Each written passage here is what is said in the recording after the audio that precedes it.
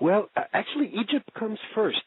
I say that I've been formally involved in this research for going on 44 years, but it really, as you said, around the age of 8. And it's to my mother's blessed memory that she always kept around our house.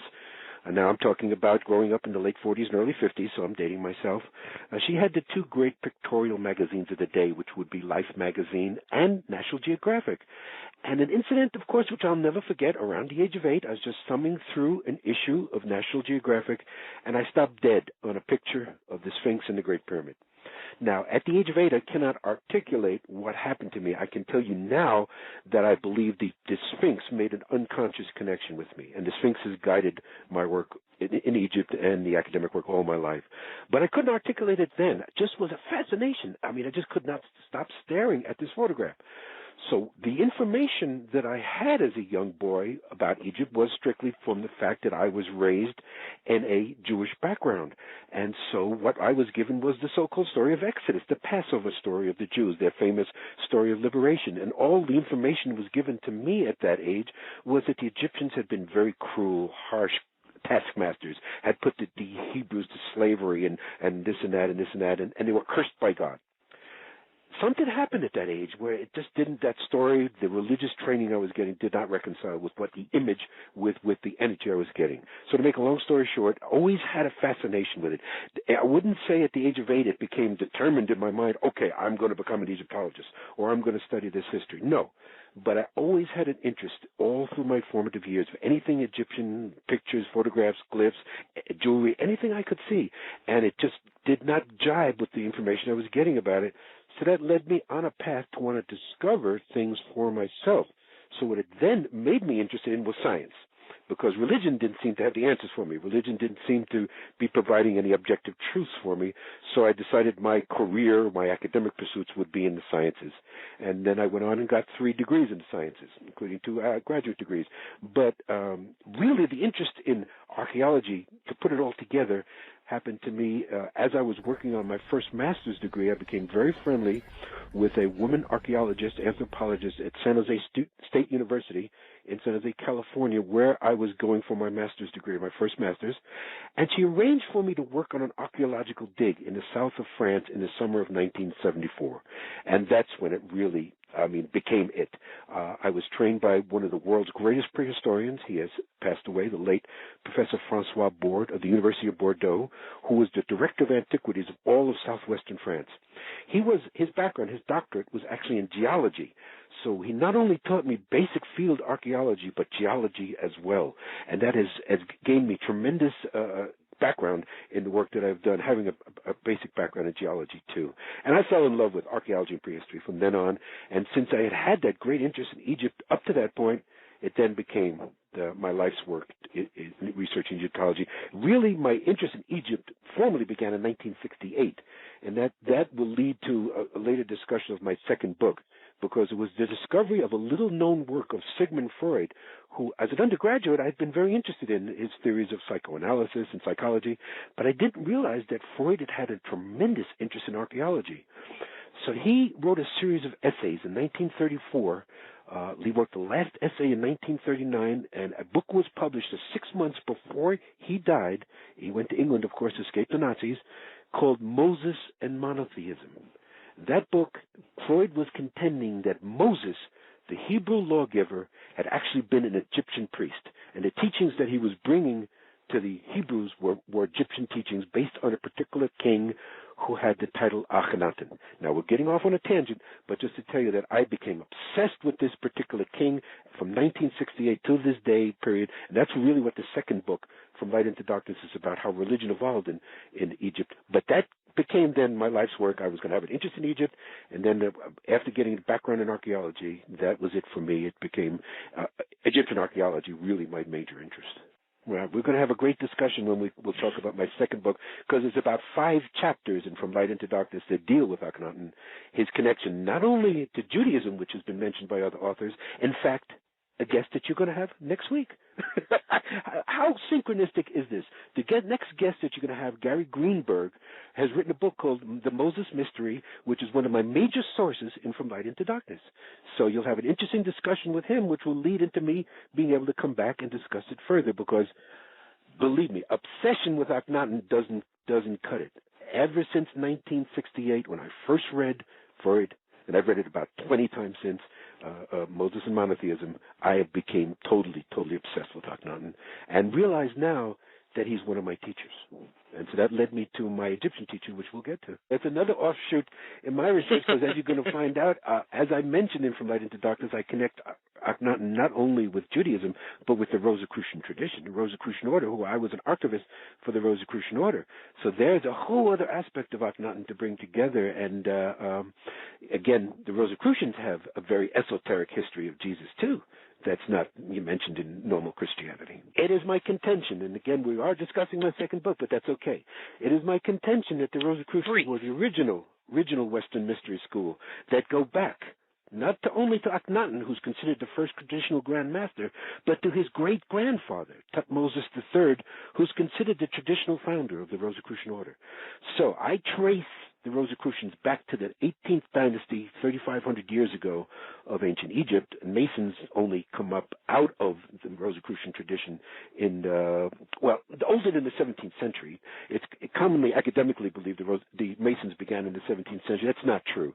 The Masons were at least a couple hundred years older than that. But I contend the Rosicrucians were the original Western mystery school, going back to the teachings of ancient Egypt. To discuss Land of Osiris, and it's very interesting that I just observed the 10-year anniversary of the release of that book, which is great. It's gone through a bunch of printings, but what I'm most proud about is the book exists in 4 languages, not only in English, of course, but in Russian, Croatian, Czech, and Italian.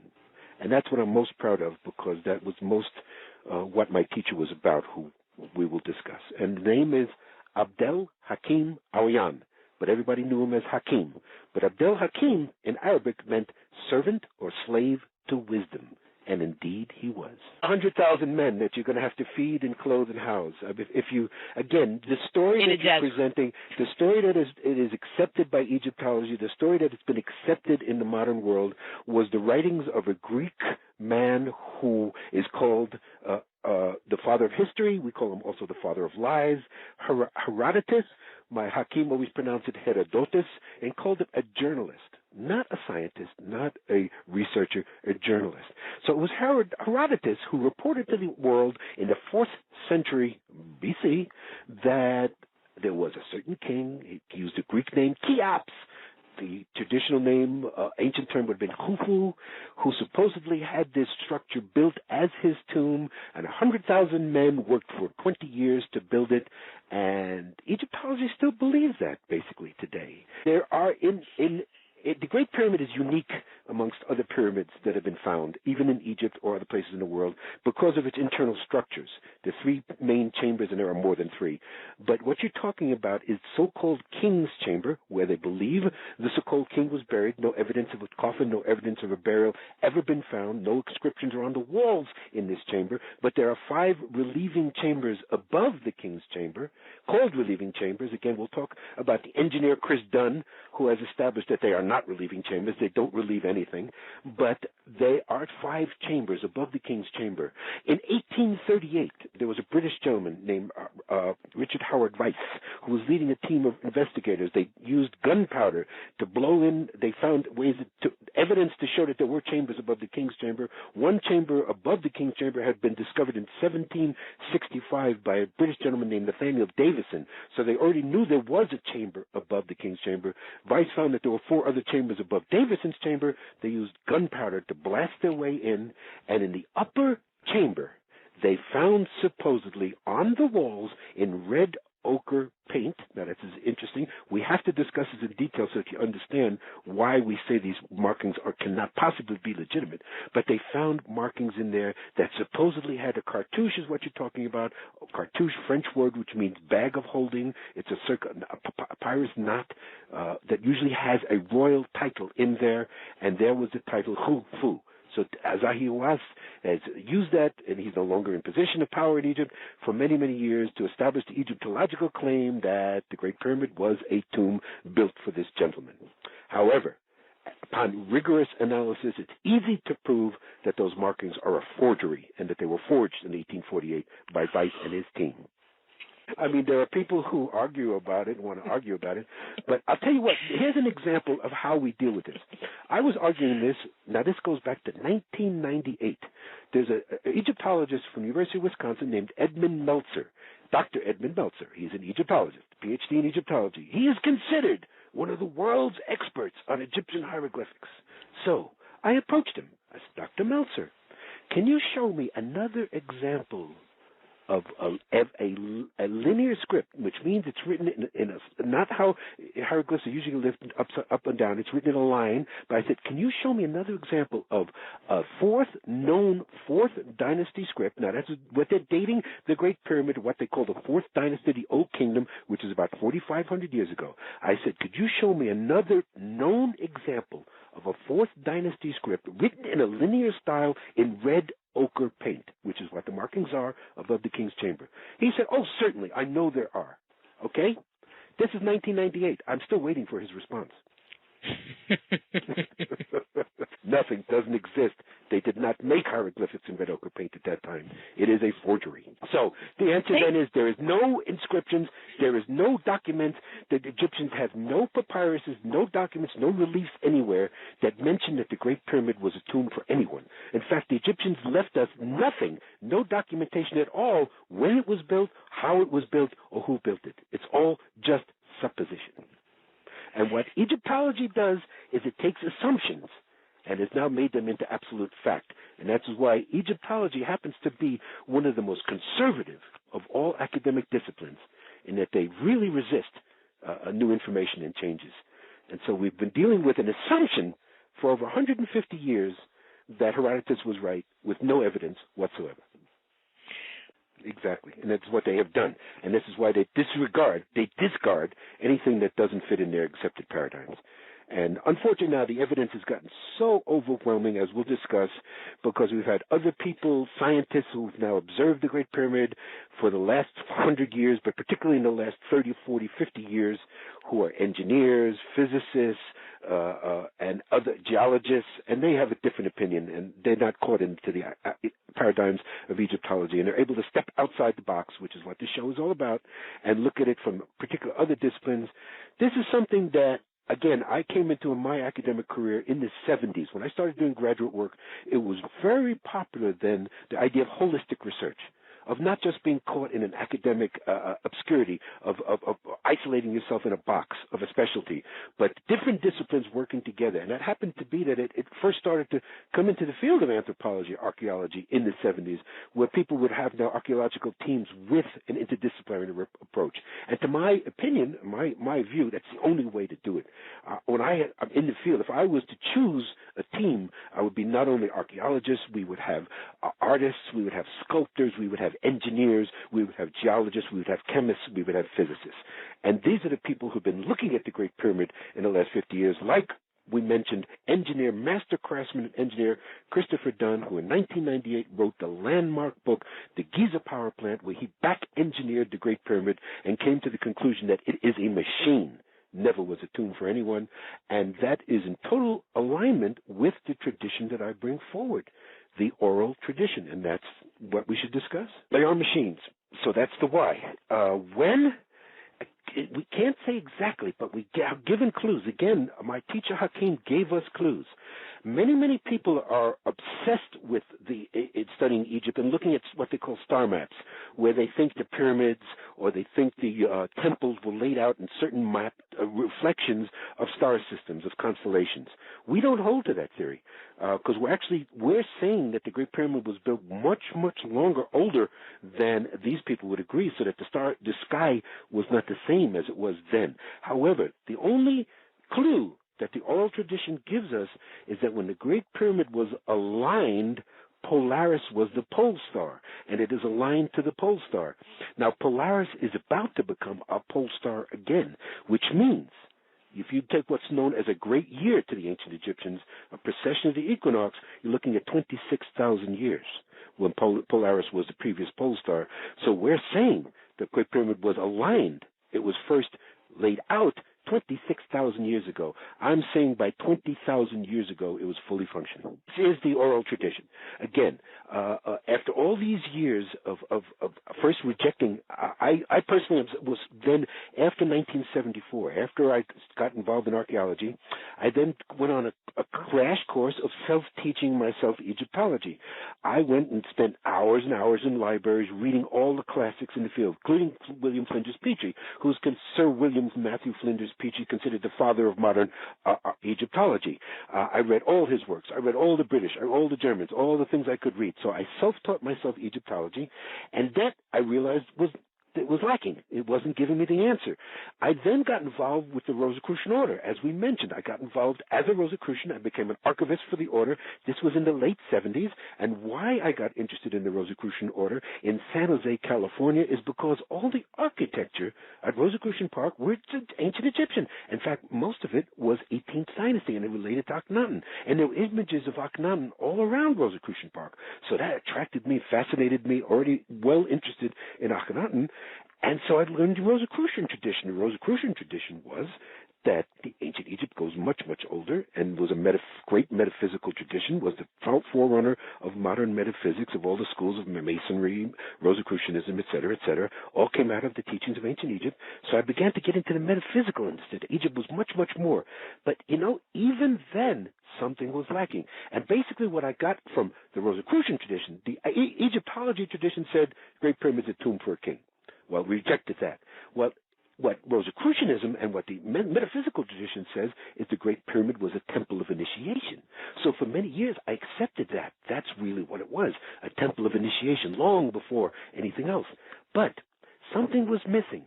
It then became clear to me through my readings, and particularly the readings of one particular woman named Murray Hope, who is a great metaphysician. She has since passed on. I was in contact with her. She was a Wiccan priestess, wrote many, many great books on these things, and she also was an alternative Egyptologist. And she wrote about a living tradition still existing in Egypt, maintaining the oral tradition, the old ways, long before modern Egyptology came to be. That fascinated me.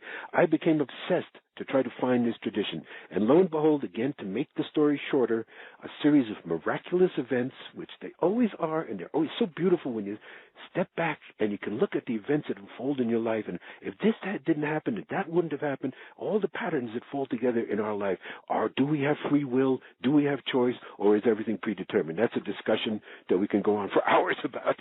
Do we have free choice or predestination? Or, as I believe, are they both in existence at the same time? So a series of miraculous events came. I was raised, the money was given to me to go to Egypt in 1992. I had met and hooked up with a travel agency that had told me they'd do spiritual journeys to Egypt, and actually they were a travel agency that worked with people like Barbara Hand Clow and Greg Braden doing tours and John Anthony West, etc. I hooked up with these people. They told me they had a particular tour guide who was exceptional. I knew about him from 1987, met him in November of 1992. His name was Abd'El Hakim Awyan.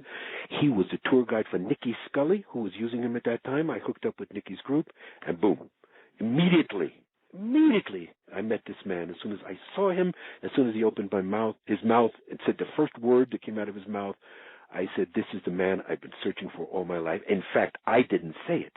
He was standing in front of the Sphinx the first time I saw him, and I looked at him, and I looked at her, and at that time I knew my connection to her, and she said to me, will discuss why, she said to me, here is your teacher. This is the man you've been looking for all your life. This is my son. And first thing he said is he just turned back to her, pointed to her, and casually said the Sphinx was 54,000 years old. Right then, I knew that was the man. And that became my 16-year tutelage with this incredible man. He passed away in 2008. He still teaches me from the other side. We can discuss that too. But what he presented was the oral tradition. He himself, having dual degrees in Egyptology and archaeology, he was a credentialed scientist archaeologist. But his tribe, the Awyan tribe, is a wisdom keeper tribe. They, for millennia, have been keeping stories, traditions that existed long before there was writing. So this is what the oral tradition is. And this has to be understood because many people, particularly academic Egyptologists, do not understand what the oral tradition is. This is not just people idly sitting around a campfire and the elders tell stories to entertain the children. No, these were the way history was kept long before there was writing. Writing, we know, is less than 6,000 years old. Maybe we could stretch it to 8,000 years, but there's no evidence of any formal system of writing before 8,000 years ago. However, the oral tradition goes back hundreds of thousands of years, the way history was kept. And this had to be memorized. These were stories that had to be repeated, had to be understood, concepts. It's not just tall tales. That's where people get it and misunderstand. And what I learned from him was a distinctly African oral tradition, because it's misunderstood that people think of Egypt as the Middle East. No, it is northeastern Africa. And the tradition that Hakim taught me is a distinctly African oral tradition. So his tribe, the Awyan tribe, was not only responsible for the history of their own tribe, but the history of all tribes. And he laid out this whole complete pattern. Now, I am not the first one. Nowhere, anywhere should I say that I am the first one. It is clear from my research that there have been many people before me who came across the oral tradition in Egypt. Particularly a great mystic, who I'm one of my favorites, is George Gurdjieff. George Gurdjieff talked about discovering in Egypt an esoteric Christianity. He said he found a Christianity that existed thousands of years before Jesus. Well, it wasn't Christianity, of course. It was the oral tradition. And there are other authors. There's a man named Paul Brunton who wrote a book in 1935 called A Search in Secret Egypt. I advise anybody who's be interested in what I'm saying to read this book, because there's no doubt that Paul Brunton came across the oral wisdom keepers, the Hakims of the day, and spent the night in the Great Pyramid and talks about it. So I realized that this was a tradition other people had talked about, but no one had ever created a formal system before. Hakim had the background to do that. He was chosen by his masters to do that. He could speak at least 7 languages, and actually more than that, but this is the uniqueness of the man. Not only, of course, could he think, read, write in Arabic, that was his native language. He could think and read and write in English. Now, how many people do you know that can do that, that are born into a certain culture, a certain language? Sure, they can be multilingual, can speak many different languages, but can they think in another language? Hakim could think in English, and I could see him doing that. He was fluent in German, in Dutch, in French, Spanish, English. He could fake it in Japanese. I could see him talk. Being a tour guide in Egypt, you do have to be multilingual. I mean, that's not unusual, because tour guides in Egypt usually are going to handle many different tour groups, so they usually will speak English and German and French, but not all of them like he could. And I could see him actually speak Japanese and Chinese. I mean, he was amazing. There was no one who knew more about the history of languages and language than he did. So what he presented was a formal system, and we created a system we called Kemetology as opposed to Egyptology, because Egypt was not the correct word. We have to start there. So there's where we start. Egyptology 101, we're not even using the right word. Egypt is a modern term for the country in North Africa today. It is based on a Greek word, Egyptos. It comes from a term, Hegepetos, that the Greeks transliterated from the ancient term. But the ancient term was called Het Ka Ptah. Het, meaning the place. Ka is another word we can get into long discussions about, but it means the etheric body, or the double, or the personality. And Ptah is traditionally considered one of the creator gods. Well, they're not gods. So it's a creator principle, or principle of masculine creation. So the term is actually saying on a stele in a site which is called today modern Egyptian village of Mitrahena, was the ancient Egyptian site of Memphis, term was Menefer, where the old capital was, and a stele had been erected by a Greek follower in around 200 BC. It's called the Stele of Apries, and there is the term Het Ka Ptah. First time it appears anywhere. It's the place where the double or the personality of Ptah manifested. It only related to that one site, which the Greeks called Memphis, ancient term Menefer. Only one site. It wasn't the civilization. That became Het Ka Ptah, Hegepetos, Egyptos, the modern word Egypt. The ancients called their civilization Kemet, usually written KMT. We say Chem or Al-Chem. The T ending became later because it's a feminine ending to make the land feminine. It really was just Chem. And what did it mean? It meant the black land. It meant the land that's deposited when the Nile, she floods. and that was the basis of the civilization. It usually happened around the end of July, called the dog days of summer, relating to the rising of Sirius. Sirius was very key in this civilization. We'll discuss that too. But key for here was that it was the rising of the Nile, the flooding of the Nile, that get the base of the civilization. So they called their civilization the Black Land, Chem. Later became Kemet. We call it Kemet, right? It's spelled many different ways. But Hakim and I, working together, developed the discipline of chematology, which is opposed to Egyptology. And it's based on the concept of cycles, that there is no beginning, there is no end, that all that exists is just never-ending cycles. And Hakim would describe it as spiraling cycles, not just a cycle, but spiraling, always spiraling upward. And that's all there is. So basically, the teachings get broken down to a whole bunch of simple, basic principles, which is what the Land of Osiris is about. We talk about the number 5, how there's 5 stages of the sun. That becomes the basic teachings. I can discuss that with you. And the 5 purs, the 5 houses, how pyramids came to be, temples came to be. So he laid out a basic structure which I'd never seen before, and that's what the Land of Osiris is about. An introduction to chematology, to lay out this basic structure over an oral teaching that goes back, as you said, this cycle, never-ending cycles, but this cycle began 65,000 years ago. And why the teachings are important, why I did this, why Hakim was given the message from his masters to introduce us to the West, to use me, to use whoever, to bring these teachings to the West, and that's why I'm so proud that it's in those different languages, is that the time is now. The cycle's coming to an end. The 65,000-year cycle is coming to a full end. We're actually at the end of a very basic 5,000-year cycle, the last stage, which I want to discuss with you in more detail. And so this corresponds with the indigenous teachings of every indigenous group in the world, the Mayans, the Tibetans, the Aztecs, the Native Americans. It goes on and on and on, all saying that we're coming to the end of major cycles now. Of course, we can talk about the Mayan calendar, 2012. So it becomes a basic understanding of something that can be easily observed, and that's the movement of the sun daily. It's called the 5 stages of the sun, and 5 is a key number. 5 is a number that appears very, very much over and over in chematology, in Commission understanding, the number 5. So it talks about 5 basic stages of the sun. The first stage, of course, is dawn, the sunrise. That's called Kheper, spelled Kheper. Sound a lot of people can't get, so they say Kheper. It's fine. But, the ch sound, coming from ancient Commission language, is the same ch. Well, I was going to say, it's the same ch sound that comes today in Arabic, in Hebrew, and even in German, ish, that still is there. So, but people say Kheper, it's fine. It's the scarab beetle. Now, why do they call the scarab beetle? They call the scarab beetle the driller. Well, the scarab beetle is unusual because it is hermaphrodite, both male, female, one organism. It lays its eggs, and then it puts its eggs in whatever it can find, the waste of another animal. Like in Egypt, camel dung. It usually builds the eggs, drills a hole in the camel dung, lays its eggs in there, and rolls the ball of dung in front of it. Now, the ancient people were incredibly observant about that. They did, there's a principle that they, by R.A. Schwaller-de-Lubitsch, who's a great alternative Egyptologist, John Anthony West is the greatest adherent of Schwaller's teaching today.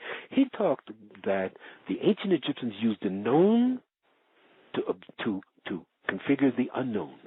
So in other words, what they observed in nature, in animals, to them was cosmic principles. That represented the unknown forces, the forces that control the whole universe. So they were very naturalistic in their, again, it's not zoophilia, which is what Egyptologists and some people stupidly say, that the ancient Egyptians were actually worshiping animals. They were not worshiping animals. They understood the animal represented a cosmic principle, and that's what the animal represented. So that's why they used their principles with animal figures. The animal represented a cosmic principle. So they then took at Kheper, the scarab beetle, puts its eggs in a ball of dung and pushes the ball in front of it. Well, they saw that it's like, and then to understand that is not ridiculous, because as soon as the young one hatches, it has a ready-made source of food. What's waste to one animal is food to another. That's a law of nature. So there it is. Immediately it has a food supply. But what they notice in pushing the ball in front of it, it's like pushing the ball of the sun up at dawn. So that's why the Kheper, the scarab beetle, became the symbol of the dawn. Pushes the ball, the disk of the sun, up at dawn. So it's called the beginning. It's dawn. Now, it's Interesting about the 5 stages of the sun, they not only represent the daily stage of the sun, but they represent a stage of consciousness in a developing human. They also represent an era in history or prehistory. So they are an aspect of cycle. So the 5 stages of the sun make up a complete 65,000-year cycle. So Heper is the dawn. It is the beginning. It is emerging consciousness. It's considered like the just becoming conscious, just beginning to understand things, and it is considered to have been 65,000 years ago. So that's why we're coming back to the beginning. Second stage. Now here's where it gets interesting for people who have studied Egyptology. Second stage of the sun is Ra. Ra. Well, everybody's going to say, oh, the bell goes, oh, Ra is the sun god. No. Ra is only 1/5 of this understanding. So right away, all those who go around saying Ra is the sun god are not correct. Ra is the second stage of the sun at noon. It's called, and Ra is called the stubborn. Now, the figure that they used, the character they used for Ra originally was a ram. Now, later it became a falcon. I could go into more, without trying to confuse people, because people that know Egyptology understand that usually Ra is seen as a symbol of a falcon. That comes later. That's well explained in the second book. We can discuss that another time, how the religion evolved, how the symbols evolved. But originally, Ra was a ram.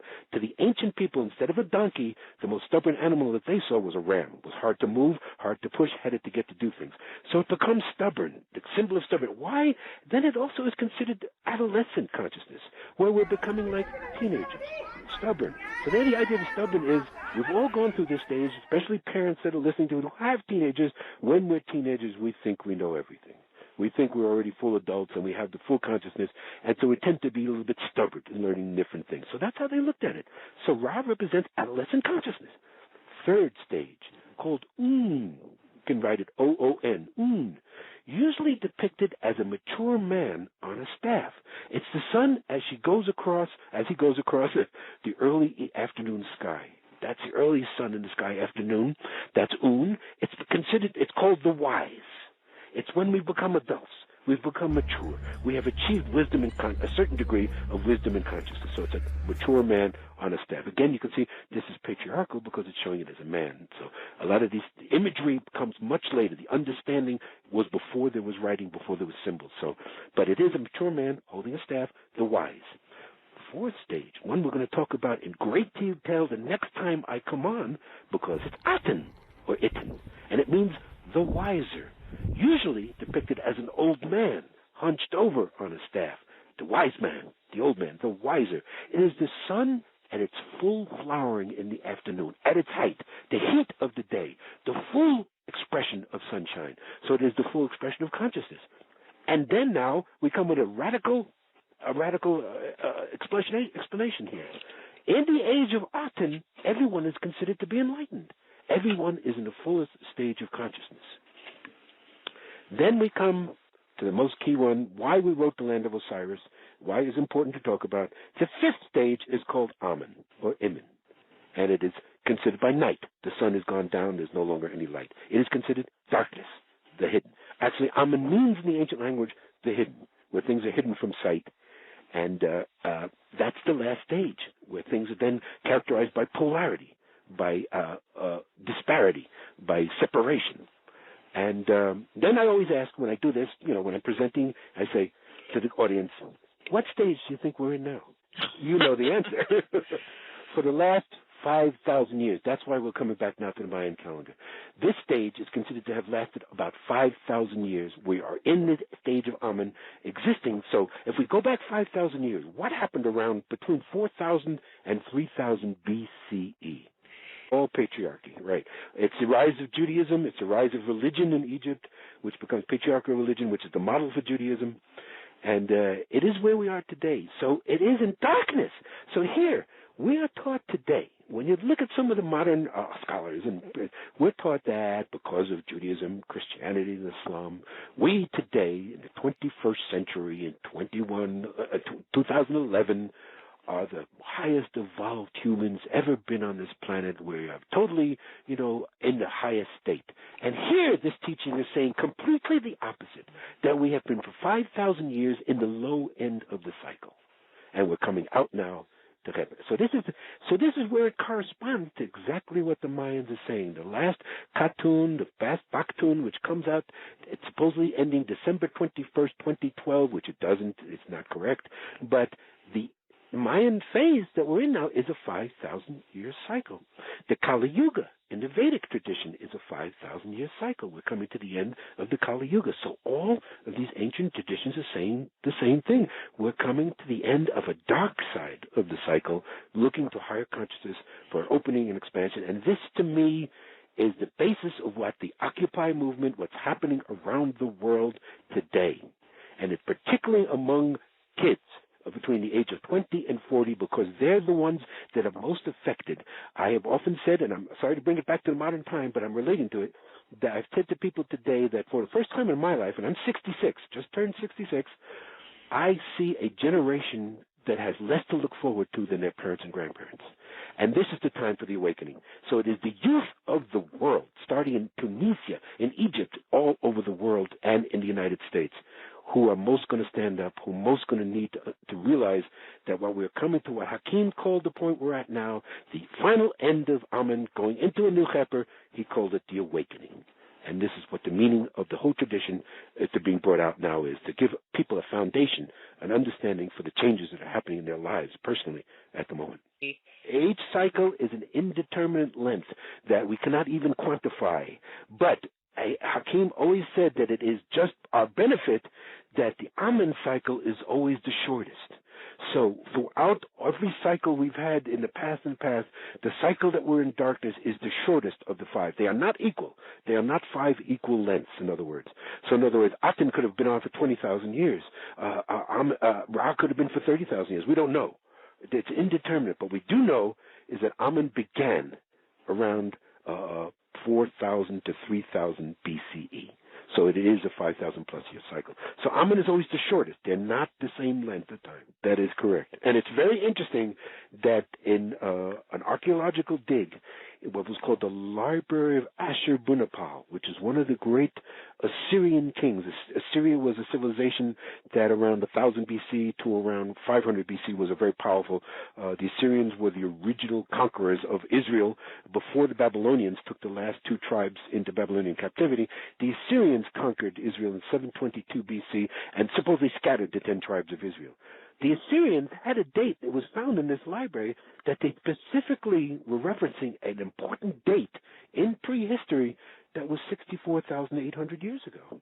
That's almost exactly the 65,000-year cycle. You see, that happens to be an area that it's not that interesting to me because I'm not a mathematician, not a numbers freak.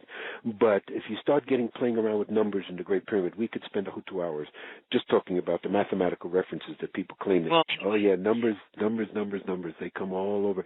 Another key number is 42, which we'll discuss, which appears in Commission, because Hakim tells us what was ancient Kemet was made up originally of 42 tribes. 42 number. There are 42 steps that always lead to a temple. There are 42 judges of Osiris. That number appears over and over and over throughout the Commission mythology and symbology. So he says that originally were 42 tribes, and they were all raised. Here's another radical teaching which disagrees with academic theory. Hakim basically was telling us that Africa is the mother of us all. Now, there's a big controversy. You may have people call in or write in, or people who are listening who are anthropology students, etc. There's a big controversy in anthropology today about this so-called out of Africa theory, which was very popular in anthropology for the longest time, that we basically evolved in Africa. Now there are all sorts of contentions about things being found in Asia, things being found in Europe, that discredit the theory. But it doesn't discredit the theory the way it's presented to me. The way it's presented to me is we're taught, again, you look at a plane projection of our Earth, all the continents. That's, in other words, plane projection means on a flat surface. You take them out, like you cut out the continents like, they were cutouts, and then you put them together like a jigsaw puzzle, and lo and behold, they all fit together. That's the whole idea of the plate tectonic theory or continental drift. The continents were all once together. It's called Pangaea or Pangea. Now, the only difference we have is geologists, stuck in a lot of their paradigms, say that this happened hundreds of millions of years ago, that the continents separated. Hakim, according to indigenous theory, said not at all. It's probably less than 1 million years ago. And so he's talking about that when humanity evolved, all the continents were together, and Africa was at the heart. So Hakim's teachings, the oral teachings, very different again from academic theory of genetic race theory, are that all races evolved in Africa, including the white race, which is traditionally considered to have come from the steppes of the Caucasus Mountains in Russia, why we get the name Caucasian. But the out of Africa theory holds if you realize that there have been migrations out of Africa that go back hundreds of thousands, millions of years. And so that Europe and Asia had hundreds of thousands of years to evolve humanity. So I tend to that theory that all the races evolved in Africa, and Africa is our home. Only in the oral traditions, and the traditions that came down. It's in the Vedas. The Vedas talk about civilization millions of years ago. A great writer, Michael Cremo, I don't know if you've ever interviewed him, but Michael Cremo and Richard Thompson, they talk about the Vedas talking about civilizations being millions of years old. In the oral tradition, the Mayans talk about dates millions of years ago. The Mayans talk about dates millions of years into the future. They were really the Time Lords. I mean, the masters of calendars. But it is in the tradition. It's just not been an academic tradition. And listen to how the prejudice is. You see, I titled my second book, From Light into Darkness. Most people always mix it up because they consider that when Judaism and Christianity and Islam, it was from darkness into light, you see. That the Christ brought the light to us. I mean, the modern religions, we've come out of ignorance. So the time period you're talking about between 3000 and 4000 BC is mostly accepted by certainly religious scholars, by academicians as a great movement in consciousness.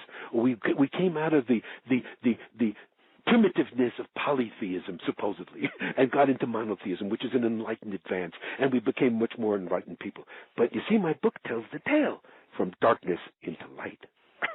From light. Akhenaten's religion was the religion of light. What Akhenaten taught was a religion of light. He was not teaching the worship of the sun, and he was not teaching what was standard Egyptian religion at that time about reincarnation and this and that and this and that. He was talking about light.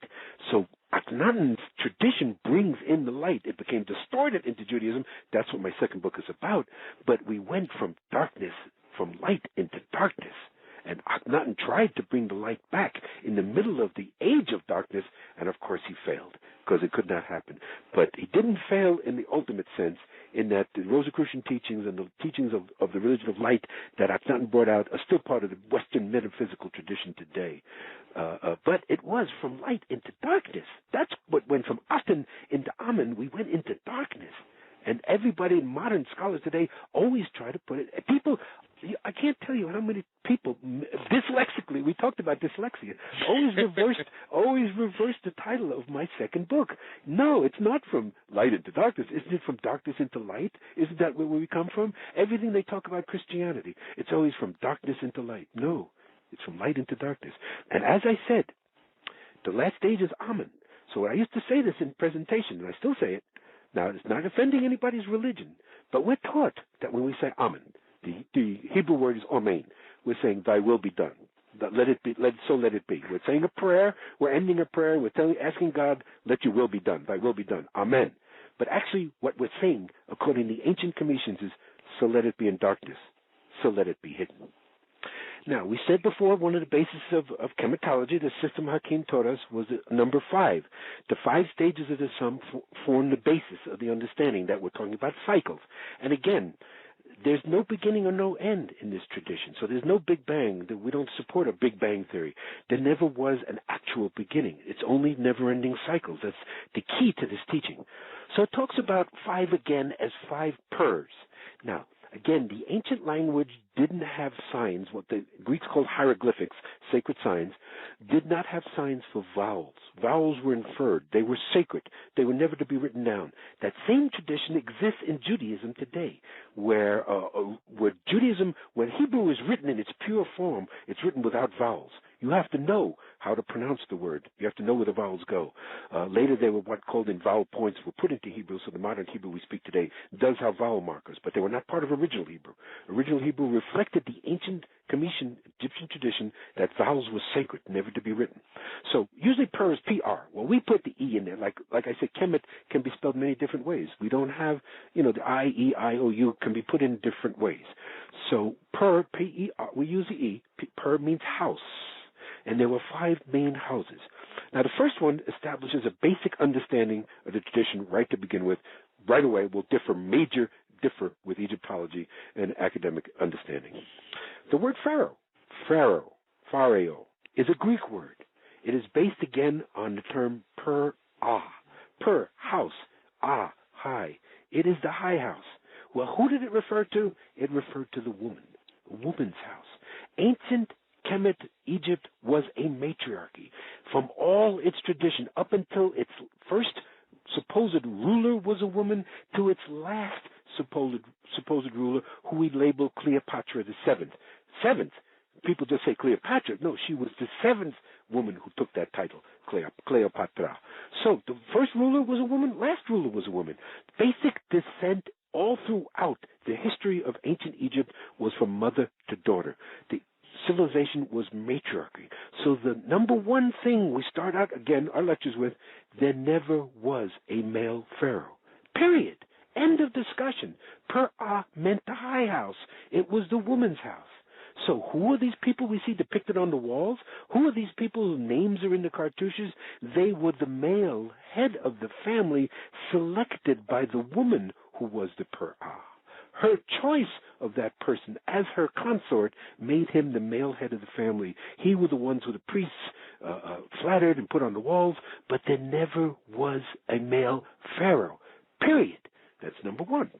Number two, key. The term is per-ba. Actually, the first one, next one, per-ka. Now, we talk about per house. Ka. Ka is that, again, the personality. Now, there have been many people who've written books about Ka and have gotten it wrong. The Ka is, again, would be basically considered like our double, our personality, that which stays with the body when we die, so that when the body would die, they would make offerings to the Ka. And what was the per-Ka? That was the tomb. The per-Ka became the place where you put the body. That was the tomb. So that's where they would make offerings in the temple, in the tomb, in the per-Ka, to the Ka, because they considered that the Ka, the personality, like the ego in essence, stays with the body. But then there was another expression, ba. Ba, usually depicted as a bird with a human head, was what we would call today's soul. Well, I prefer the term spirit. There was that essence of us which is never born, never dies, which is pure consciousness, which is, exists forever. So that's the per-ba would be the house of the spirit. That would be your temple. That would be where you would go to engage in practices, taking psychoactive plants, breathing, using crystals, all the things we think of today, meditation in the so-called chanting, the so-called New Age community, which is a term that one of my teachers hated because he used to say that Nick Nocerino, who was the master of crystal skulls, used to say, how can you call the recovery of ancient wisdom new? He hated the term New Age. It's the Now Age, not the New Age. Well, anyway, all the things we think of today, reflexology, naturopathy, things that you're involved in, were all big things that would be instituted in the per-ba, in the temple. Things to raise consciousness. Activities that would make us understand that we're more than the body. That was the temple. Now comes the key one. Last one, per-neter. Neter is the key term. Usually written NTR. Again, we put in the E's and ETRs, how we usually express it.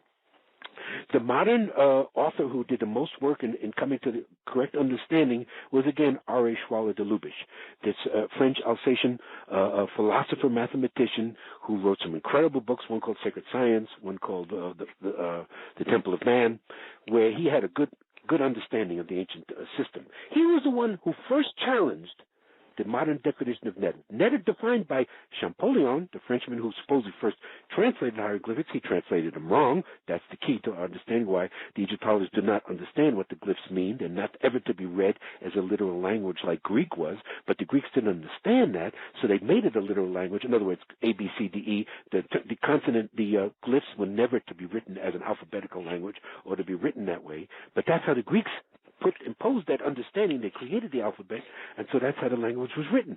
So the Neter was supposedly, by Champollion down to Budge, translated as deity. Usually there would be a symbol and then there would be either a seated male or a seated female after it, so they considered that they were talking about gods and goddesses. This is why Egyptology believes that the ancient Cometians Egyptians were worshiping many, many gods and goddesses. This is why we talk about it today. We all do. We talk about the goddess Isis, the god Horus, the god Osiris, the goddess Hathor, and yet in the original understanding they were never conceived as deity.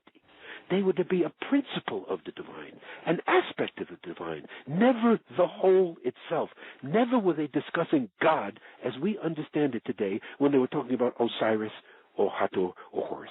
They were principles, aspects of the divine. And Hakim taught us that we are born innately with 360 of them in us, senses. He actually defined netter as meaning a sense, something that we have within us.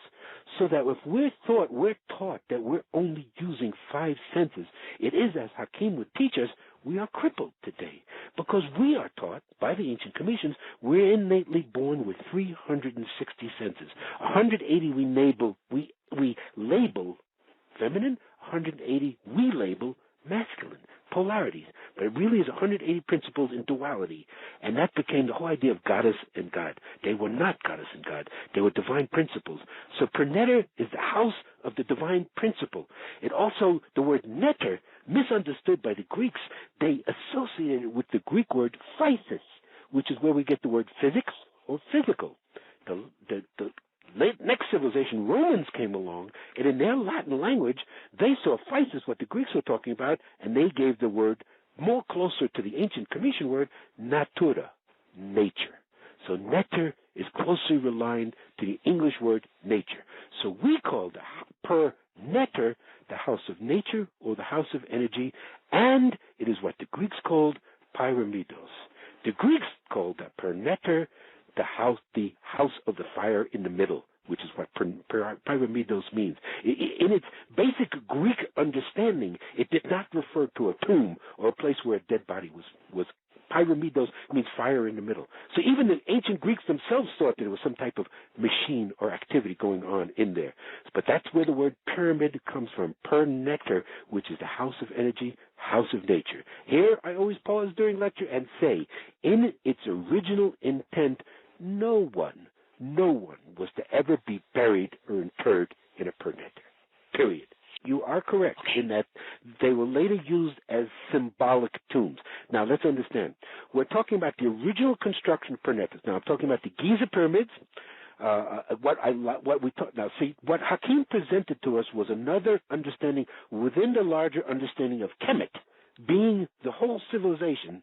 There was another understanding of a series of sites from Dashur in the south to Abu Wash in the north, including the famous sites of Saqqara that you mentioned and Giza, which he called the land of Osiris, in the ancient term Bu-Wizir.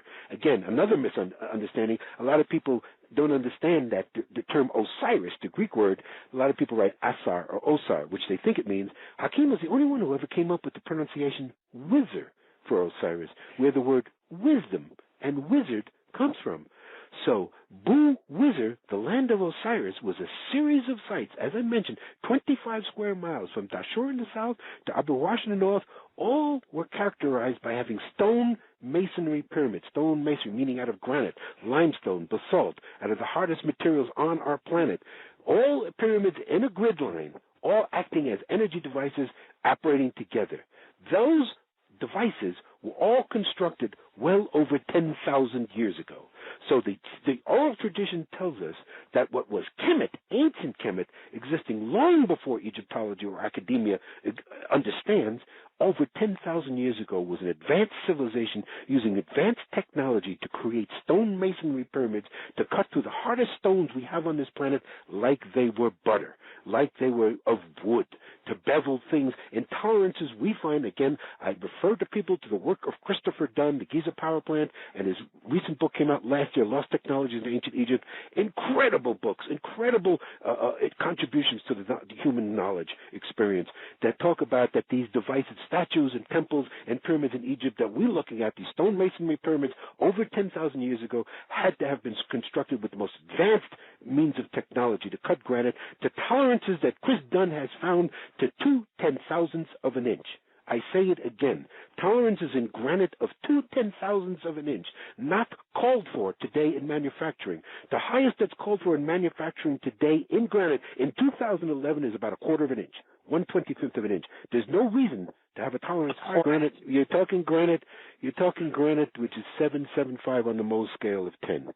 To cut granite, you have to have something that's as hard as the quartz. What makes granite so hard is not the feldspar, which is the substrate, but it's the fact that granite is a igneous rock containing quartz crystal within it. Why did the ancient Cometians choose this particular granite that comes from Aswan, 600 miles away from the Great Pyramid? So you think about transportation, you have to think about all the logistics involved in building a Great Pyramid, not only leveling the plateau, but cutting the stone, and then building the pyramid, and then transporting the stone, because granite is not available at Giza, 600 miles away from Aswan. But the granite at Aswan is called rose quartz crystal. It's 55% rose quartz granite. It has the highest crystalline content of any granite in the world. And they knew that. Well, they chose the stone for that. So to cut granite, basically, you need something hard as quartz or harder, i.e. diamond tools. To cut something of a tolerance of 2/10,000ths of an inch would hide the highest manufacturing tolerances today and the highest drill bits made out of the finest granite, finest diamond to do that. So they did that over or something completely. And believe me, people have proposed all sorts of different theories. But Chris Dunn, being a very practical man, sees evidence of drills. We see drill marks, we see drill cuts, we see evidence of rotary drills, ultrasonic machining, something spinning at an incredibly fast feed rate. We can show you drill marks. This goes on and on. I have complete documentation. We have done this, of course, for so many years to show that the evidence of the tools, of the evidence of the high-speed machining that was used. So, now, to follow up on your point, though, we're talking about the original pyramids. Pyramids have been continued to be built, even up until dynastic times.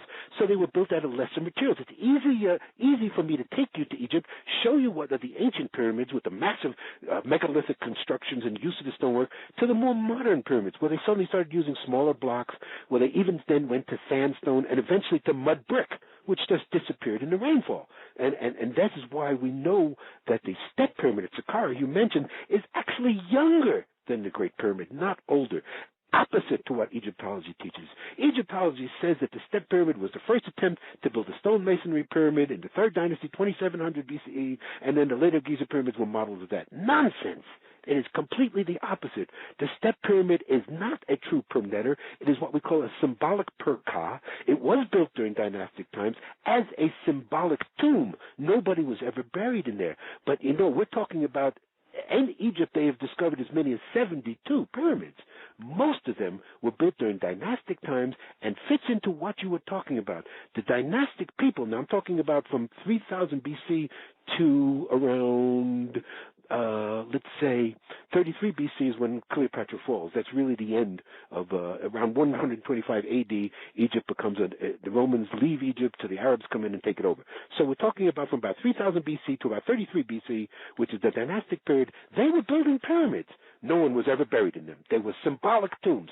They then conceived themselves, having lost the knowledge of their own ancestors, that the pyramids were glorified structures of their ancestors, and so that they wanted to identify with their ancestors, so they built symbolic pyramids. Inferior, we can show you the difference in construction, but no one was ever buried in them. So the classic answer is no one was ever buried in a pyramid in Egypt, period. But in later times, they did think the pyramids had something to do with their ancestors, so they built pyramids to be symbolic tombs, but the actual burial of the person was thousands of miles away. One of the key, now I'm going to be involved in a major project. I'm glad you brought that up. I was going to wait till the end to do sort of commercials, but I want to do it now because you're bringing that up. I'm going to be involved in a major documentary next year, 2-hour documentary. They're about to get funding for it. The group is called Ancient Tomorrow. Everybody who's listening, go to ancienttomorrow.com. Of course, one word, Ancient Tomorrow. It's a group of young investigators, Hollywood producers, and scientists who are interested in the fact that there may be evidence of ancient civilizations that could provide new energy sources for us today and the future. So in doing that, we're going to be going to sites all around the world. So yes, to answer your question, you've had Brian Foster on. You've interviewed him. He is a master of one of the sites of the world that I am so anxious to see, known as Pumapunku in Bolivia, which shows the same type of advanced technology in basalt and granite as we see all over Egypt. And yes, the answer to you is I see this type of technology all around the world, not just Egypt, Bolivia, and Peru, also in China, also in India, also perhaps even in ancient Europe.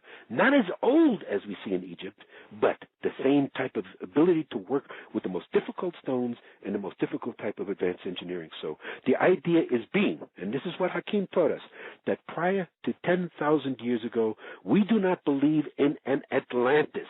In other words, we do not believe there was one advanced civilization that fell and then fed all other civilizations around the world. I'm saying to you that there was Atlantis all around the world. Over 10,000 years ago, there were advanced civilizations all around our planet. They all are characterized by having stone masonry pyramids. We can discover that. We can document that. And that's one of my projects. So it was not just Egypt, and we see it clearly in Bolivia at the site of Pumapunku, also Sacsayhuaman, Ollantaytambo. A lot of the sites which Brian Foster has brilliantly deduced are no way that they are Incan. They are thousands of years older than the Inca. In fact, he has uncovered an amazing unknown culture, unknown basically to academia, called the Paracas people with the elongated skulls. Not to go in detail about that. I know you talked with Brian about that. But this is a culture which I am fascinated in. I believe it may be contemporaneous with the ancient Commissions. They may have been cultural contacts, and the Paracas people may have built stone masonry pyramids too in Bolivia and Peru that we're going to uncover. But what's great about this documentary, Ancient Tomorrow, will be featuring myself, Brian Foster, and Chris Dunn at these sites. And I can't think of two better people in the world that I'd rather be at these sites with. Because the real expert, the one who will make that determination, will be Christopher Dunn. There's nobody that in my opinion, who understands manufacturing in the modern world more than he has. He's been almost 50 years in the field of manufacturing, was recruited from Manchester, England as an 18-year-old teenager, journeyman apprentice machinist, to come to the U.S. to work in the American aerospace industry. He's worked in high-end industrial lasers. He's worked in the most sophisticated, most advanced machining techniques there are in the world today. There is no one who's more qualified to determine what kind of technology was used by the ancients than he. Now, he does say, and this is what hopefully our special will deal in more detail, that he does see subtle differences between what at Pumapunku in Bolivia and, say, at Giza in Egypt. But the same advanced knowledge was there, but maybe a little bit different techniques that, he will be more sophisticated. He will be able to more break that down. But clearly he will say that it's obvious that all these sites that we're looking at show an advanced technology that is not recognized by archaeology and academia today. The Sphinx is the greatest example of water-based erosion, but this is what, as I say, one major area, Hakim was such a great teacher that he knew exactly what each person needed and where they needed to go. What he wanted me to concentrate in my research with him was the interplay of sound and water, and how the ancients' knowledge of sound and water is something that we're just approaching today. So we see evidence of water erosion in a lot of areas where there was not supposed to be water because this is a desert. So this would indicate, again, we know from the work of Dr. Robert Schoch, the geologist, and other paleoclimatologists, there I got it out, that the desert, the Sahara Desert, what is the desert conditions in Egypt today is less than 10,000 years, probably less than 8,000 years. So, and again, we'll talk about this when we talk about my second book the next time I come on, because I talk about a great cataclysm that I am definitely convinced happened around 11,500 years ago, which changed the climate patterns all around the planet. And that's when the desert conditions came in. The Sahara Desert is less than 10,000 years. So if we can see severe water erosion on certain parts, certain structures, that means that it was before this time period. Has to be older than 8,000 years. This is how Robert Schoch has redated the Sphinx. Looking at the water erosion on the Sphinx side, the body of the Sphinx, there's been no significant rainfall in Egypt for 5,000 to 8,000 years. The water erosion on the Sphinx shows she has to be older than 8,000 years, and she's older than 10,000 years. Hakim said 54,000 years. So we look at water erosion. Yes, we do look at erosion patterns. What we would see in modern times is wind and sand erosion, which the modern desert conditions and the modern, what comes out of Egypt every spring, out of the south is known as the Chamasin. It's it's called the Sirocco winds that usually go across the desert. In California, they're called the Santa Ana winds. We have them here in Colorado. They're called the Chinook winds. That comes from the opposite direction wind is supposed to go, usually in the summertime, and brings, heat, brings a lot of heat. So the Chamasin in Egypt comes out of the south, and it's like why the Bedouins have to wear, clothes that only their eyes are showing. The wind can tear this flesh right off your skin. So this is why most of the monuments we see exposed in Egypt today, of course, show wind and sand erosion the last 5,000 to 8,000 years.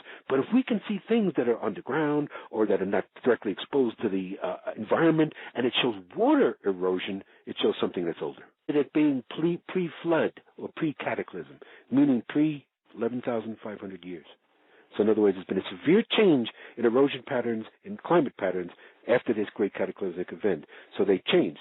So water erosion patterns that you would see that distinct, that eroded from water in a place like Pumapunku, which is high in Altiplano, which Brian and I have discussed that we think before 11,500 years ago, there weren't any Andes, there weren't any Rockies, there weren't any Himalayas before 10,000. These mountain ranges are all that young, so that Pumapunku was probably closer to the sea level when that site was built, and that's why you see so much water-based erosion there. Now it's up in the high Altiplano, high in the mountains, like Tiahuanaco, 12,000 feet up. It wasn't originally. That's why it shows water-based erosion.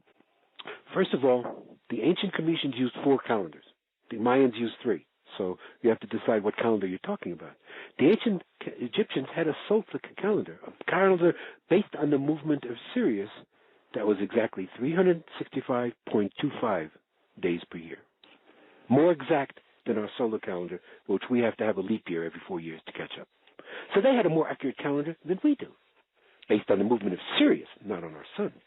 But the idea of a 360-day calendar was because there were 360 netters, as I expressed, 180 feminine, 180 masculine. The 5 days were known as the intercalary days, where all netters were observed, and they would just have no work. In other words, the ancient Cometians would take a 5-day vacation every year and just party for 5 days. So that was the normal social calendar, a 360-day calendar based on the fact that there are 360 netters. But they also had a 365.25-day calendar based on the movement of Sirius. And as I said, they had 2 other calendars. So, but the ancient people did not have calendars. That's the point. There is no evidence of a calendar existing before this cataclysmic event, 11,500 years ago. We have notations that showed that so-called people 14, 15, 20,000 years ago marked movements of the moon on bone. They showed phases of the moon, but that might have been a lunar calendar or it might not. But there's no evidence of a formal calendar existing before 4000 BCE. Hello? Look what TJ Maxx dragged in. The Devil Wears Prada 2 is now streaming on Disney Plus and Hulu. We are digital, we are downloadable, we are streamable. The fashion event of the year is certified fresh. Pull yourself together, we have work to do. Critics say it's smart and witty and the perfect sequel. That's all. Get runway ready for The Devil Wears Prada 2 on Disney Plus and Hulu. Rated PG-13. And there's no evidence of humans practicing astrology or astronomy before 8000 BCE. And you can mention Hakim to her because she always talks about, she was the first one to write about Hakim as being her teacher. And Hakim and I agreed that our opinion, considered that Barbara's most important book, Catastrophobia. And yet she will tell you it's her least seller. But she basically was basing her work on a book that she published when she was the editor and owner of Barron Company. She has since sold it to Inner Traditions, was why I would have originally been with Barron Company, but she sold. She was going to publish me. But she based her work, Catastrophobia, on a book called Cataclysm, 9500 BC, by 2 British scientists, Allen and Dallaire, who document scientific evidence of this cataclysmic change. Barbara said that the people that survived that cataclysm came with a psychological trauma that caused them to become obsessed would observe something happened from the sky. It's a Greek myth, the Greek of Photon. You get Phaeton. She can talk about Phaeton in greater detail. But the Greek myth of an invader came from the sky and destroyed and damaged the Earth. Well, people, they think it's a comet with a flyby or a meteorite. Something hit the Earth and caused this massive change in our Earth, actually caused a tilt on the axis. And everybody that survived it had this trauma that they did not know this invader was coming, and invented then the systems of astrology, astronomy, and calendars to be able to predict if the invader was going to come back. Before then, the ancient Cometians were not concerned at all about calendars, about dates, or about time, which is a hard thing for people to understand. The classic 101 question. Every time I've been on with George Norrie on Coast to Coast, and I've been on with him for 10 years, that's the question that comes up. What did they use energy for? Well, what do we use energy for? Does any biological system, any system needs an input of energy to maintain? So if they had a civilization, they needed energy. Well, maybe they didn't have televisions or blenders or cars, but they did have lights.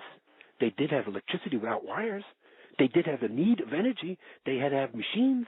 They did have a civilization to run. They needed energy to power their machines. So any civilization needs to have an input of energy to maintain itself. And unfortunately, when it's a civilization like ours, which deals with artificial energy inputs that it has to maintain from hostile countries, you have the political problems you do. So basically we're saying that the Great Pyramid was a machine producing all incredible amounts of varied types of free energy. What types of energy? Well, what we have able to document so far, electricity, microwave energy, hydrogen gas was produced, and even quantum waves. Now, here's where we get nice into where we have future projects. In the course of my work, I got involved with a Ukrainian physicist. His name is Dr. Vladimir Krasnolahovitz. We call him Dr. K. You can see why. He is one of the brilliant quantum theoretical physicists in the world. He was actually a part of the former Soviet Union, when Ukraine was part of the Soviet Union.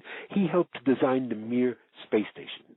He has actually come up with a unified field theory, something that Einstein was searching for before he died, to link all systems of ideas together. He calls it inerton theory. Basically, just to break it down simply, it's the fact that subatomic particles constantly colliding produce energy waves.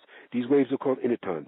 So in other words, there's no such thing as a vacuum of space. Energy, consciousness is everywhere. Again, just to get to our point, Dr. K believes that the people who designed and built the Great Pyramid had a knowledge of quantum physics that we're just approaching today. So he has postulated that the Great Pyramid pulses quantum waves. Not only has he just postulated that, but he has a device to measure it. It's called a TESI device, based on one of the Russian scientists who invented a small, portable, battery-operated device perfect for us to bring in the Great Pyramid and test this. He claims with this device you can develop a background, which is a standard, which means we're naturally being bombarded like cosmic waves, like X-rays.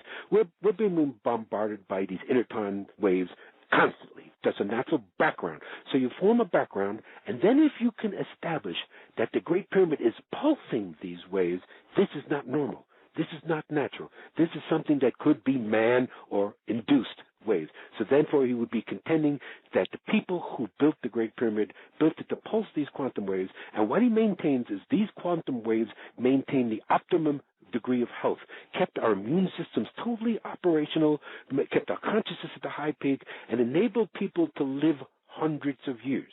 We believe this is the basis of the patriarchs of the Old Testament. Methuselah, 900 years. And then isn't it interesting that Enoch in the Old Testament is traditionally considered to be the patron of the Great Pyramid. The Russians have done experiments because basing on this, there is a whole, again, if people go to this website you talked about, GizaPyramid.com, they will see Russian research. Russians over the years built pyramids, not using the geometry of the Great Pyramid, just built pyramids, but they did all sorts of tests to show that immune systems, viruses were killed, et cetera, that the pyramid's shape itself, the geometry of the pyramid shape, does something to the human psyche, to the human system. The ancients knew that. That's why they incorporated the sacred geometry in it. But actual functioning of the Great Pyramid enabled people to be at the optimum state of health, both emotionally, physically, and spiritually. And so that is one of the major functions. But to be honest with you, in the research that we've done, Chris Dunn has been investigating the Great Pyramid since the 70s. So have I. We can not even document to you all the different types of energy the Great Pyramid produced. Example, unknown. The Great Pyramid sides are not flat. It's actually eight-sided. The Great Pyramid is actually not four-sided, it is eight-sided. But the sides are all indented. What the Great Pyramid is a four-sided microwave dish antenna. Microwaves accumulate on the outside of the Great Pyramid. It's also shown that the Great Pyramid produces radio waves and may receive radio waves. It may have been a great transmitting station, receiving station. From who? From anywhere. Anywhere on the planet? Maybe from extraterrestrials. Maybe from interdimensionals. If you want to go there, people go there. But the fact of the matter is the Great Pyramid produced so many different types of energy, we do not have a lifetime to document all of them. But it was a massive station of free energy. Free energy. Non-polluted. It was because of Dr. K, Vladimir Krasnov, that Land of Osiris was originally translated into Russian. He became such a great supporter of my and Chris Dunn's work that he tried hard to get us published, and he got a Ukrainian publisher to publish Land of Osiris in Russian. Well, the Russian edition was so popular that the Croatians, because the Bosnian pyramids were being talked about, it was produced in Croatia. So because my book is produced in Croatian, of course I have a big following there. So I know a lot about the researchers of the Bosnian pyramids. I have not been there, so that is my final word. I cannot make a definitive statement on anything unless I see it and witness it for myself. But Chris Dunn has. Chris Dunn is not sure about the construction of the pyramid, but he said the tunnels underneath where he went into are definitely man-made. So he was there to say that. Others have been there and say the pyramids are definitely man-made, that they are real pyramids. I have no problem with there being pyramids in ancient Europe, because ancient Europe, again, what we're taught, Kemet was not just Africa. What was ancient Kemet was Africa, Asia, and Europe. So that pyramids in Europe I have no problem with. But again, I have not been there, not seen it for myself. Now, unfortunately, Dr. Sam has made some outlandish claims, which I think have discredited, in my opinion, his veracity. He's already said that the Bosnian pyramids are older than the Giza pyramids. Well, how does he know how old the Giza pyramids are?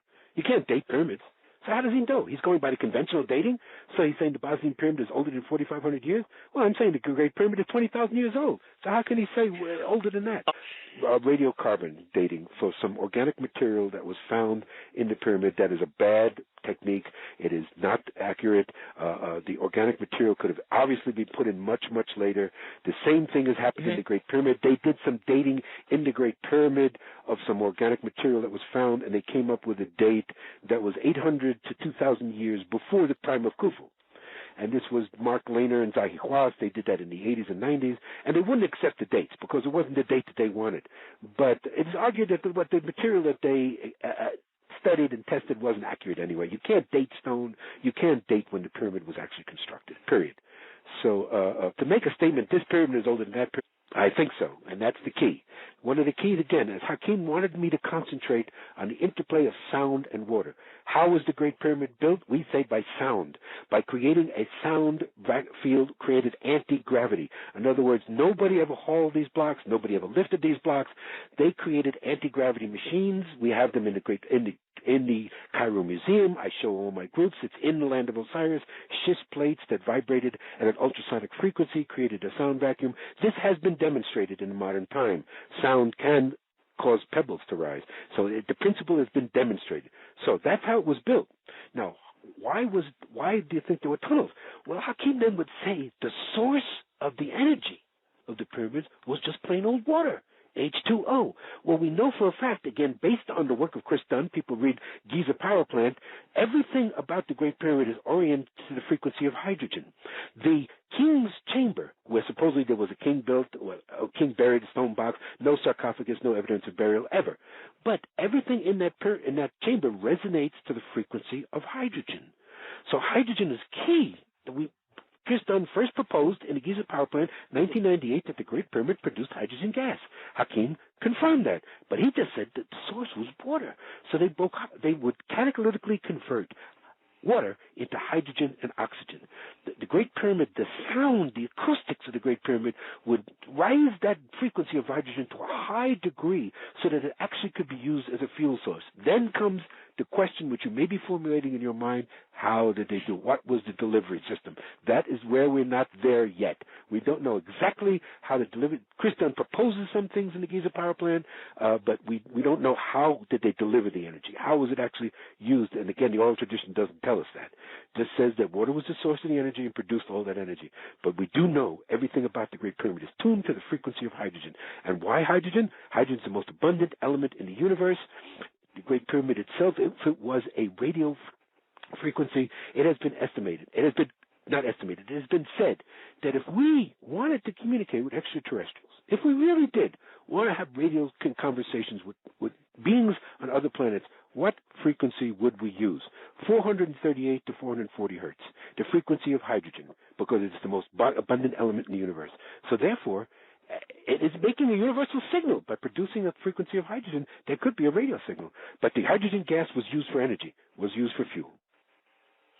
Let me continue. Then the idea comes how we get the water to the Great Pyramid. Well, what we observe is before they constructed anything on the surface. Now we're saying Great Pyramid 20,000 years ago. I'm saying Sphinx 54,000 years ago. Before they constructed anything on the surface, they did this incredible hydraulic engineering project of drilling tunnels straight through limestone bedrock to connect with the underground Nile River, which is out today in the western desert of Egypt, to bring that underground river to the current Nile Valley to have a source of water. So this is why under the Giza Plateau, it is literally honeycombed with tunnels, man-made, artificially drilled tunnels that crisscross each other on different layers like our arterial system in our body, veins and arteries, crossing each other at different levels, deep underneath to the surface level, all bringing water to the site, water to the pyramids for energy. Yes, every site in Egypt that we noticed had underground running water, particularly pyramids. Saqqara, absolutely, I can show you where the water is. And I believe this will be part of my investigations for Ancient Tomorrow at the Peruvian sites, at Ollantaytambo, at Sacsayhuaman, and particularly at Pumapunku. I'm going to be looking for sources of underground water. Yes, Rita, I believe that this is universal, will be all around the world, that ancient people had a knowledge of water, again, that we're only approaching today. I point to three scientists in the modern world, Victor Schauberger, Johann Grander, and the great Masaru Emoto today, who are the only scientists who've done any real work in understanding the true nature of water that the ancients do. And the ancient Egyptians considered someone who knew the secrets of water to be the wisest of the wise. So water was a secret to these people. Victor Schauberger, a modern Austrian scientist, identified 33 different types of water. Are we taught that in school? Are we taught that in university, that there are 33 types of water? No, we're taught it's H2O. We're not taught that there's different types of water, but there are. So we're just beginning to understand what the ancients knew about the interplay of sound and water, and that's what the Great Pyramid is about. It is, as we describe it, an acoustical machine. We also say a spiritual acoustical machine, because people don't understand. So many people concentrate on the nuts and bolts. They want to know how it was built, other structures, what did it function, how did it function. But they don't understand that there was no separation between spirituality and physicality to these people. No separation of what we would call religion and science. It was all the same, and all the same understanding. So they would not conceive of anything that did not have spirit, that did not have consciousness. They considered every construction they made, temple, pyramid, whatever, to be a living organism, not to be inorganic stone, but to have consciousness. Everything had consciousness, and everything fed consciousness to each other. So everything they saw was a continual cycle of events, cycles and cycles and cycles. And they did not believe in death. There was no word in the ancient Comitian language for death. Sometimes Hakim would be talking to me, and I would think I would hear the Buddha talking, or I would hear Lao Tzu talking. His teachings were very Taoist, very Taoist. In fact, He was given a title. He never liked labels. He said, we limit things when we're putting labels on them. But there were certain things that he accepted. Zahi Hawass and the Egyptology, they gave him a term that they considered derogatory. They called Hakim the father of meditation, and they considered that a derogatory term. Why? Because Hakim would bring his groups to sites and not just teach you. He was the greatest teacher of using both sides of the brain that I've ever experienced in my life. He would give you the left brain knowledge, what the glyphs mean, what the structure means, but then he'd say, come sit and meditate.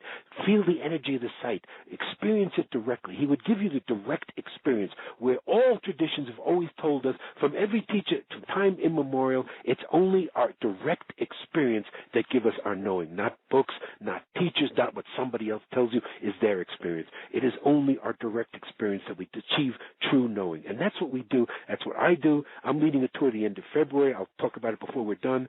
But that I teach the same way he taught me to teach, from both sides of the brain. You have to have the direct experience.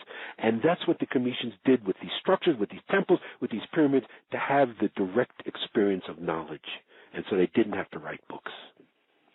I mean, that experience happens every day in Egypt. I mean, sure. Nothing, I mean, I've been 15 times, but, you know, nothing will ever replace the first experience of touching the Great Pyramid and seeing the Sphinx for the first time. And I mean, great emotion. I had great emotional responses. And I've had so many people over the years who, you know, been waiting their whole life to go to Egypt, wanting that experience, and just breaking down and hysterical sobbing and crying, you know, past lives this, past life that, and just, I mean, because the sites, you know, people don't understand the energy's still there. That's the secret of Hakim's teaching. Though the civilization supposedly is dead and the pyramids are not machines anymore, each site is dedicated to a different energy. That's what the netter is. In other words, a site that's a temple of Osiris, a temple of Horus, that's the energy is represented. The energy's still there. And we would go to the area where Hakim was a master of knowing where the center of the energies were, what we call the Holy of Holies, where the main center, where the first point of a temple would be built, and then everything would be built around it. The sacred site, the sacred area where the energy of the netter is concentrated. And you don't have to have the intellectual understanding at all. People who are, you know, more right brain than left brain, artists in particular, you know, people in the arts, they come and they just experience, and the energy's still there, just like you said, touching your petroglyphs. I mean, and it never gets old for me. I tell that to people every day. The first day I bring my groups there, it never gets old. The energy's still there. I discover something new every time I go. I have an energetic experience, brand new, every time I go. I mean, it's there. That's why we go to sacred. What is a sacred site? What is a power place? I say they're characterized by three things physically. Wherever you have an ancient power place, sacred site in the world, it is characterized by underground running water, a natural source of crystal, and what is known as igneous rock, volcanic stone, granite, basalt, diorite, alabaster, which in itself is a source of crystal. So it's crystal and water create those electromagnetic fields, create the fields that we can physically measure. This is not just metaphysics. We can physically measure the energy at these sites and these fields, and that's what we're reacting to. Everybody can feel that. You don't have to be any kind of a sensitive, have been into metaphysics, studied mysticism, who is the lineage bearer, the wisdom keeper.